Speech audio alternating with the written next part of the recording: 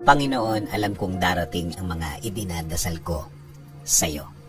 Panginoon, salamat sa lahat ng mga blessings mo na ibinibigay sa amin. Salamat sa patuloy mong pagbibigay ng pag-aalaga sa amin. Ang araw-araw na kasama ka ay ang araw-araw na alam namin na we will be provided, Lord. Alam po namin ang sitwasyon ngayon ay problemado, pero hindi kami sa sitwasyon namin nakatutok, kundi sa inyo na, Panginoon namin, na kayang magbigay ng mga pangangailangan namin, Lord. Ikaw na laging tumutulong sa amin, Lord.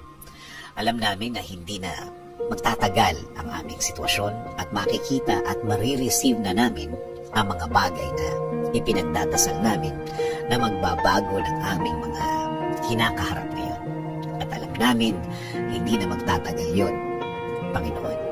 Hindi rin kami padadaya sa aming nakikita, sa mga sinasabi ng iba na hindi na magagawa ng paraan at wala ng solusyon ang aming mga problema.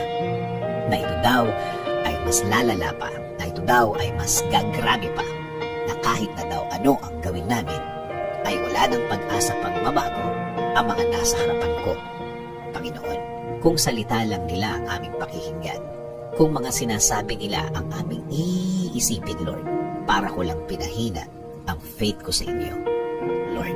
Pangako po, sa inyo lang po kami maniniwala at magtitiwala. Kayo po ang magiging laman ng aming mga puso at isipan. Sa salita nyo lang kami maniniwala at hindi ang sa kanila. Kaya ngayon, Panginoon, ngayon pa lang, salamat na po sa inyong mga naibigay sa amin. Salamat po sa mga provision mo sa amin. Salamat na sa mga biyaya na ibibigay ninyo, Lord. Kasama din po ng pasasalamat ng mga ibibigay ninyo sa akin at sa amin, Panginoon. Alam po namin na ang mga bagay na ibibigay ninyo sa amin ay hindi na magtatagal. Hindi na magtatagal ang aming pag-aantay. Salamat din po kasi alam po namin na hindi lang kami ang i-bless nyo. Kasama na po ang aming pamilya. Sila rin po ay makakatanggap ng biyaya ninyo, Panginoon. Alam po namin na hindi nyo rin sila pababayaan, Lord. And Lord, please bless our country. Kayo na po, Panginoon, ang bahala sa aming bayan. Please bless our government officials, Lord.